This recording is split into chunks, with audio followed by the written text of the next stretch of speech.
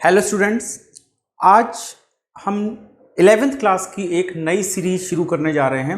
इस 11th class की series में आपको टोटल सोल्यूशन मिलेगा, यानी कि इसमें आपको एकेडमिक्स भी मिलेगा, साथ में कॉम्पिटिटिव एग्ज़ाम के लिए जो बच्चे तैयारी कर रहे हैं या करना चाहते हैं उनको भी कंप्लीट सोल्यूशन मिलेगा, यानी कि जेई या नीट के लिए जो तैयारी कर रहे हैं उनको भी इससे बहुत बेनिफिट होगा। 11th क्लास में आपको बहुत ध्यान से पढ़ाई करने की ज़रूरत है। उसके दो कारण हैं। पहली चीज़, 10th और 11th के सिलेबस में बिल्कुल यू टर्न होता है। दूसरी चीज़, इस बार आप 10th से बिना एग्ज़ाम दिए 11th में प्रमोट हुए हैं, तो हमें हमारी कमियां नहीं पता कि हम कहाँ पे वीक थे। तो बहुत केयरफुल होके आपको पढ़ाई करने की ज़रूरत है। बहुत खुश होने की ज़रूरत नहीं है कि हम 11th में आ गए हैं। इस सीरीज़ में हम फिज़िक्स और मैथ्स लेके चलेंगे। अच्छा, इस सीरीज़ में 11th plus next year 12th और साथ साथ पैरेलल जेई और नीट की तैयारी भी बच्चे कर पाएंगे। फिज़िक्स मैं पढ़ाऊँगा, विवेक अग्निहोत्री, और मैथ्स ER पूजा यादव पढ़ाएंगी। तो चलिए शुरुआत करते हैं इस 11th की नई सीरीज़ का।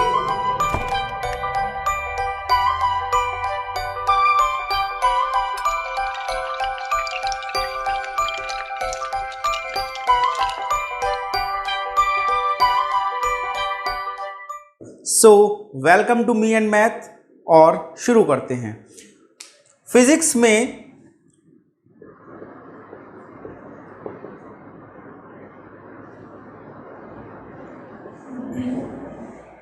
आज हम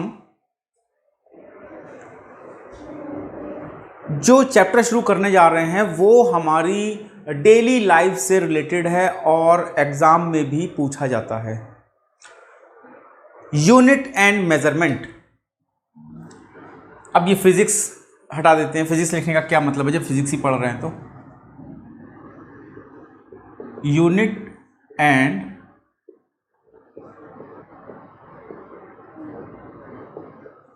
मेजरमेंट। तो यूनिट एंड मेजरमेंट जो चैप्टर है, इसमें यूनिट पहली चीज है। यूनिट क्या चीज होती है? यूनिट का मतलब है, अगर हम कोई चीज़ लेने जाते हैं, सपोज हम लोग कपड़ा लेने गए हैं, तो हम शॉपकीपर से, दुकानदार से क्या कहेंगे कि हमको कपड़ा दे दो, लेकिन कितना कपड़ा दे दो? दुकान वाला यही तो पूछेगा कि भैया कितना कपड़ा चाहिए आपको, तो आप क्या बताओगे कि बस कपड़ा दे दो हमको। अब दुकान वाला भी सोचेगा कि मतलब कपड़ा, कितना कपड़ा दे दें आपको। तो अगर यूनिट नहीं होगी, सोचो आप दूध लेने गए हो, आप कहते हो दूध दे दो। अब वो पूछ रहा है कितना दूध दे दें भैया, आप कह रहे हो पता नहीं, खैर दूध दे दो बस। तो यूनिट अगर नहीं होंगी तो हमारी सारी चीज़ें रुक जाएंगी एक तरीके से। तो बहुत ज़रूरी है यूनिट का आना। जैसे हम लोग अगर वेजिटेबल्स लेने गए हैं तो केजी का यूज़ करते हैं, कपड़ा लेने गए हैं तो हम लोग मीटर सेंटीमीटर का यूज़ करते हैं, दूध लेने गए तो लीटर का यूज़ करते हैं। तो ये कुछ यूनिट्स हैं। अच्छा, अब यूनिट से जिस चीज़ को हम लोग मेज़र कर रहे हैं, जिस चीज़ को मेज़र करने का मतलब ये नहीं कि कपड़ा मेज़र कर रहे हैं तो कपड़े को हम कपड़े के बारे में बता रहे हैं, कपड़ा नहीं, फिजिकल क्वांटिटी। फिजिकल क्वांटिटी का मतलब क्या होता है?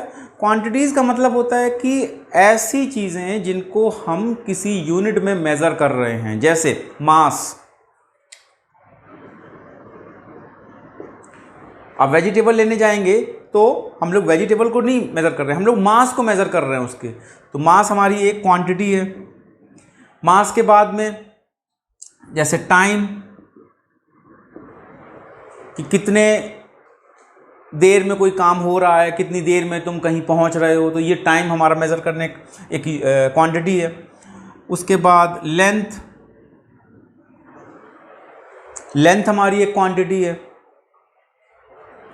इस तरीके से बहुत सारी क्वांटिटीज़ हैं जिनको हम लोग मेज़र करते हैं अलग अलग यूनिट्स में। तो अब ऐसे तो बहुत सारी हो जाएंगी, तो कैसे हम लोग कैसे हम लोग को ये समझ आए, कैसे हम लोग ये पता कर पाएँ कि कौन कौन सी चीज़ हमारे लिए इम्पॉर्टेंट है, कौन कौन सी क्वांटिटीज़ हमारे लिए इम्पॉर्टेंट है। तो देखो, इसको हम लोग दो कैटेगरी में डिवाइड कर सकते हैं, एक फंडामेंटल क्वांटिटी और एक डिराइव्ड क्वांटिटी। तो देखो फंडामेंटल क्वांटिटी क्या होता है।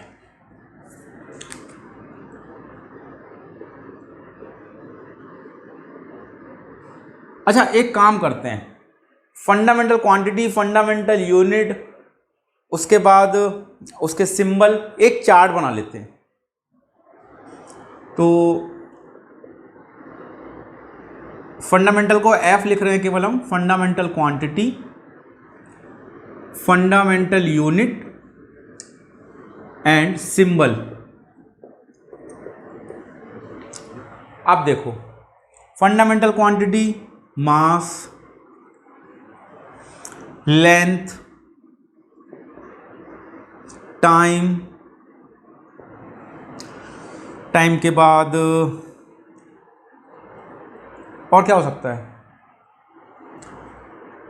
इलेक्ट्रिक करंट,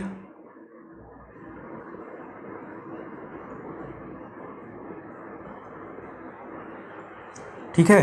इलेक्ट्रिक करंट के बाद और क्या हो सकता है, इलेक्ट्रिक करंट के बाद हमारा ल्यूमिनस इंटेंसिटी,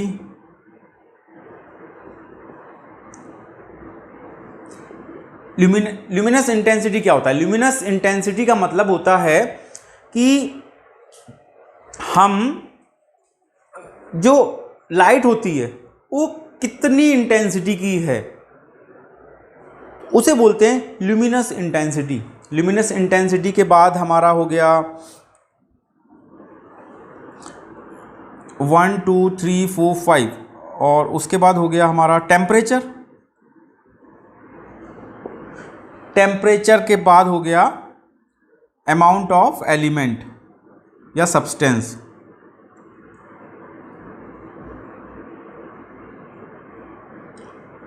अब इनकी यूनिट्स देखते हैं। मास की यूनिट क्या होती है? मास की यूनिट होती है मीटर, ठीक है, इधर से लिख देता हूं। लेंथ की क्या होती है? किलोग्राम।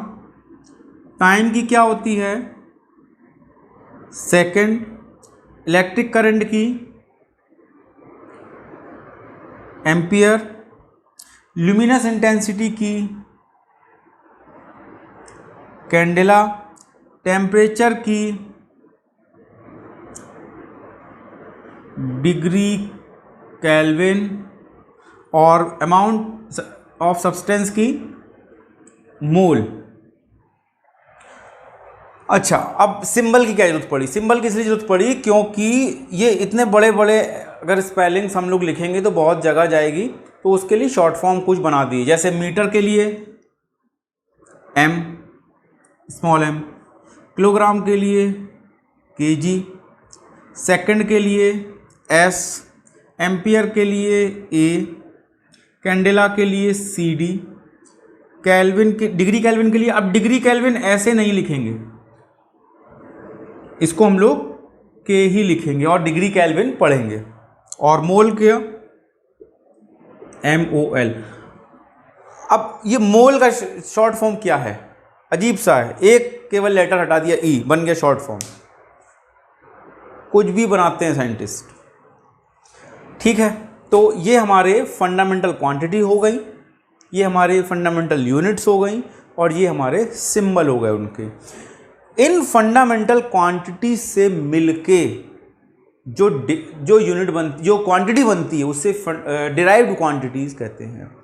फंडामेंटल क्वांटिटीज़ कौन सी होती हैं? ऐसी क्वांटिटीज़ जिसे हम लोग किसी दूसरे क्वांटिटी में डिफाइन नहीं कर सकते, वो दूसरे पर डिपेंड नहीं करती हैं, उन्हें बोलते हैं फंडामेंटल क्वांटिटी।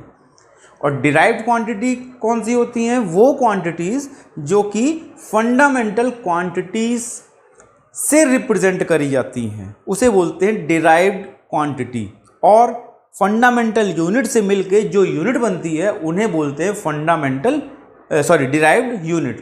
देखते हैं कैसे। देखिए, जो ये सारी चीज़ें हम बता रहे हैं आप इसको अच्छे से देखते जाएं, साथ में डिस्क्रिप्शन बॉक्स में आपको बहुत बढ़िया बढ़िया क्वेश्चन के लिंक मिल जाएंगे वर्कशीट के, और उससे आप क्वेश्चन प्रैक्टिस करेंगे। तो डिराइव्ड यूनिट क्या होता है? डिराइव्ड क्वांटिटीज़ में आते हैं पहले। तो हमने बताया कि ऐसी क्वांटिटीज़ जो फंडामेंटल क्वांटिटीज़ पर डिपेंड करती हैं, उनके द्वारा रिप्रेजेंट करी जाती हैं, उन्हें बोलते हैं डिराइव्ड क्वांटिटीज़। जैसे वॉल्यूम। अब वॉल्यूम को कैसे लिखते हैं? LBH। तो ये भी एक तरीके का लेंथ है हमारा, ये भी एक तरीके का लेंथ है हमारा, और ये भी हमारा एक तरीके का लेंथ है।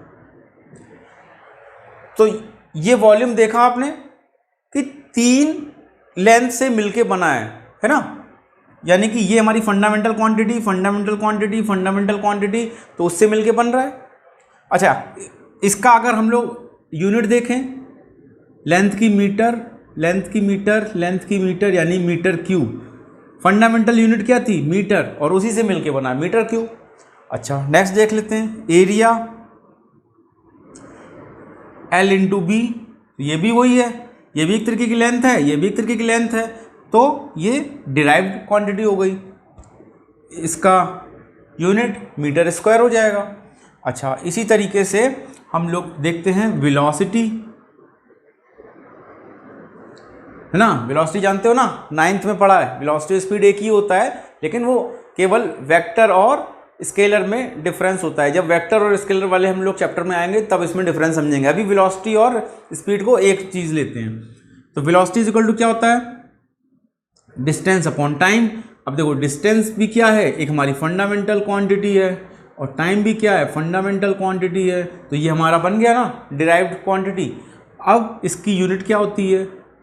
डिस्टेंस की मीटर और टाइम की सेकंड, मीटर पर सेकंड। अब देखो, ये फंडामेंटल यूनिट और ये फंडामेंटल यूनिट, तो ये हो गई हमारी डिराइव्ड यूनिट। इस तरीके से बहुत सारी डिराइव्ड क्वांटिटीज़ और डिराइव्ड यूनिट्स होती हैं। तो आपका आज का क्या काम है कि जितना भी याद आए आपको वो सारी डिराइव्ड क्वांटिटीज़ लिखनी है और डिराइव्ड यूनिट्स लिखनी है उनकी, ठीक है। अच्छा, अब एक चीज़ दिमाग में आ रही होगी और नहीं आ रही तो आनी चाहिए। 11th है, दिमाग में चीज़ें आनी चाहिए। देखो क्या चीज़ आनी चाहिए। हमने बोला कि लेंथ का जो यूनिट होती है वो मीटर होती है, टाइम की सेकंड होती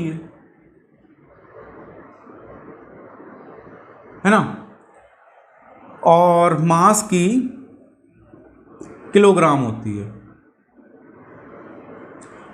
लेकिन हमने सेंटीमीटर भी तो पढ़ा है, हमने आर भी तो पढ़ा है घंटा, और किलोग्राम ग्राम भी तो पढ़ा है।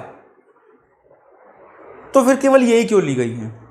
देखो ऐसा है, 3 सिस्टम होते हैं, FPS, CGS और MKS, या फिर इसको SI सिस्टम भी कहते हैं। अब FPS का मतलब होता है फुट, पाउंड,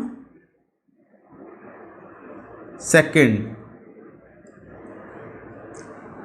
सेंटीमीटर, ग्राम, सेकंड, मीटर,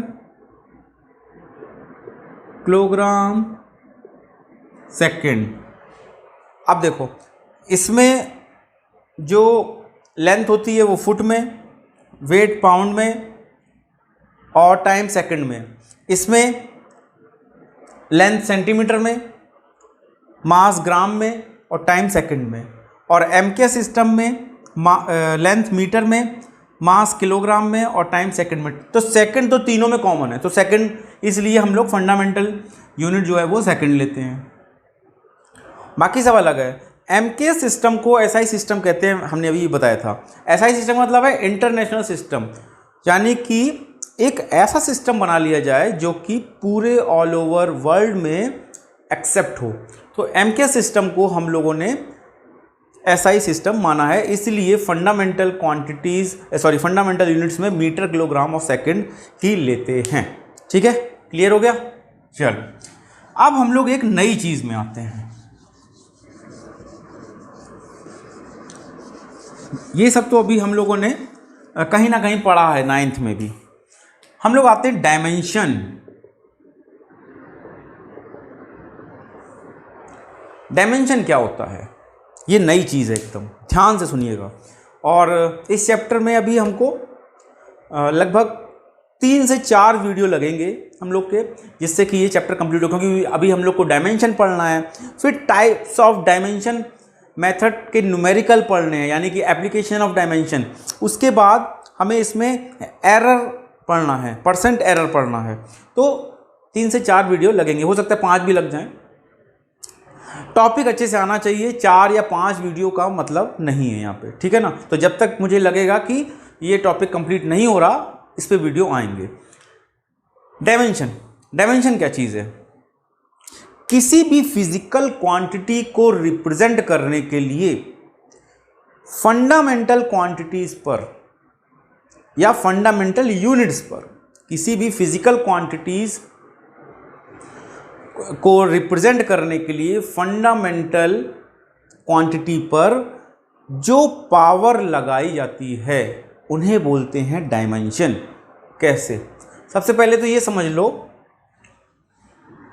कि डायमेंशन लिखने में कुछ सिंबल्स का यूज होता है। वो सिंबल्स आपको देखने ही देखने पड़ेंगे, उस सिंबल के बिना काम नहीं चलने वाला। जैसे मास के लिए कैपिटल एम, और ये बड़े ब्रैकेट के अंदर बंद होगा। बड़े ब्रैकेट अगर नहीं लगाएंगे तो ये रॉन्ग हो जाएगा। कैपिटल एम, स्मॉल एम नहीं, कैपिटल एम। लेंथ के लिए कैपिटल एल, टाइम के लिए कैपिटल टी,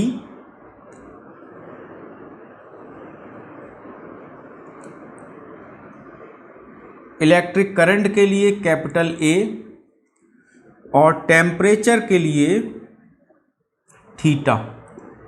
1 2 3 4 5, ये 5 सिंबल्स आपको याद रखने पड़ेंगे कि डायमेंशन लिखने के लिए यही होगा। तो ये फंडामेंटल क्वांटिटीज तो हैं हमारी, तो फिजिकल क्वांटिटी को रिप्रेजेंट करने के लिए इन फंडामेंटल क्वांटिटीज पर जो पावर हम लोग चढ़ाएंगे उसे ही बोलेंगे डायमेंशन। अब इसको मास को, लेंथ को ये पूरा ना लिखें, तो इसलिए हम लोग ने सिंबल बनाए हैं, और बड़ा ब्रैकेट इसलिए ताकि पावर लगा पाएं। ठीक है, तो चले देखते हैं कैसे।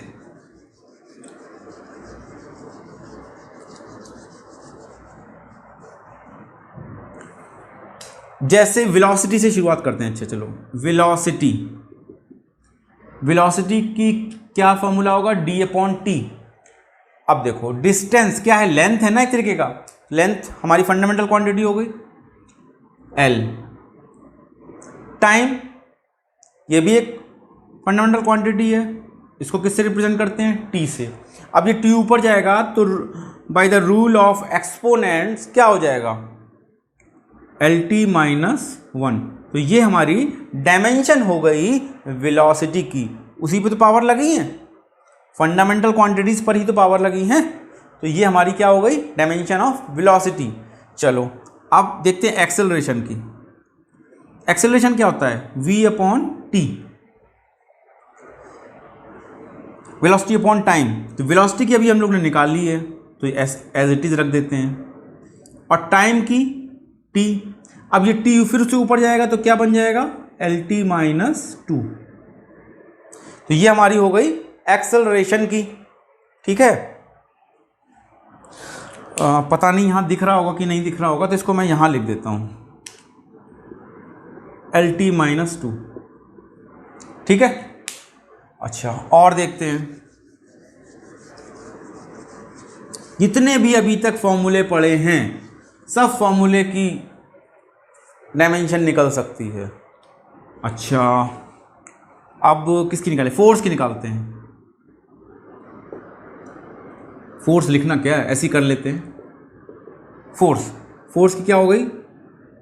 MA, M का मास, और A की अभी निकाली हम लोगों ने LT-2, तो ये क्या हो गया? MLT-2। ठीक है, ठीक है। अच्छा, और देखते हैं, और किसकी निकालें? चलो उसकी निकालते हैं, चार्ज की।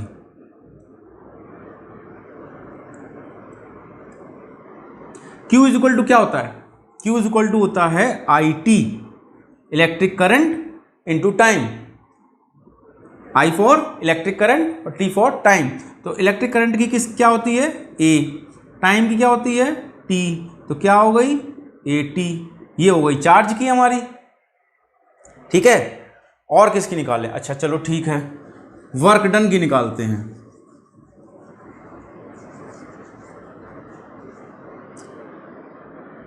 W इज इक्वल टू क्या होता है? F into D, force into displacement. Force की क्या होगी? अभी निकाली हम लोगों ने MLT-2, और D की यानी कि डिस्प्लेसमेंट या डिस्टेंस की क्या हो गई? L, तो ये क्या हो गया? ML²T-2। ठीक है। अच्छा, और किसकी निकाले? एनर्जी की निकालते हैं। एनर्जी के जितने कोई भी फॉर्मूला लगा लो, डायमेंशन सेम आएगी, कोई भी, 12mv², mgh, और जो भी कुछ आपको पता हो। तो चलो mgh लगाते हैं। m क्या है? मास। g क्या है? Acceleration due to gravity. अच्छा, g क्या है? एक्सीलरेशन है ना। अब ड्यू टू ग्रेविटी हो या फिर ड्यू टू लीनियर मोशन हो, किसी के कारण भी हो, लेकिन है तो एक्सेलरेशन। तो g की डायमेंशन यानी स्मॉल g की डायमेंशन वही होगी जो एक्सेलरेशन की है, तो LT-2। और h क्या है? एक लेंथ है L, तो ये क्या आ गया? ML²T-2। अच्छा, वर्क डन और एनर्जी की सेम है। क्यों? वर्क डन भी तो एक तरीके का एनर्जी है, इसलिए वर्क डन और एनर्जी की सेम आएगी। अच्छा, हमने कहा कि एनर्जी का कोई भी फॉर्मूला ले लो, सेम आएगी। चलो दूसरा फॉर्मूले से करके देखते हैं कि क्या सेम आ रही है। E is equal to ½ mv²। अच्छा, अब ये जो कांस्टेंट होते हैं हाफ या कुछ भी, उनकी तो डायमेंशन होगी नहीं, तो m की क्या हो गई? m, v की LT-1, और ये लग गया स्क्वायर, ये वाला, तो ये हो गया ML²T-2। तो सेम आ गई ना। तो इस तरीके से जितने भी फॉर्मूले हैं सबकी निकल सकती है। अच्छा, एक और देखते हैं, एंगल की। एंगल की क्या होती है?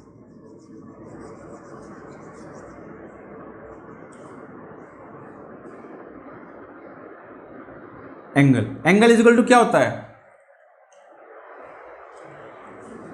आर्क अपॉन रेडियस, यही तो होता है।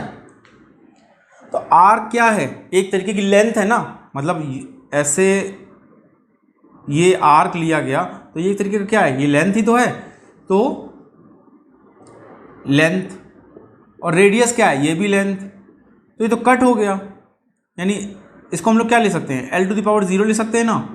यानी कि एंगल की कोई डायमेंशन नहीं होती, यानी कि डायमेंशन लेस हमारी क्वांटिटी है। तो ऐसी क्वांटिटी भी बहुत सारी हैं जिनकी कोई डायमेंशन नहीं होती। तो आज आपको क्या करना है कि अभी तक जितने भी फॉर्मूले पढ़े हैं आपने, या कहीं से भी आप फॉर्मूले निकाल लीजिए और उनकी डायमेंशन लिखेंगे, प्लस डायमेंशन लेस कौन सी क्वांटिटी है वो भी लिखेंगे, प्लस ये भी लिखेंगे कि किन किन क्वांटिटीज की डायमेंशन सेम है। ठीक है। और इससे रिलेटेड आपको जो नोट्स हैं वो डिस्क्रिप्शन बॉक्स में मैं लिंक दे दूंगा, उस लिंक से आप PDF ले सकते हैं। नेक्स्ट वीडियो में हम लोग एप्लीकेशन ऑफ डायमेंशन पढ़ेंगे। देन तब तक के लिए बाय बाय।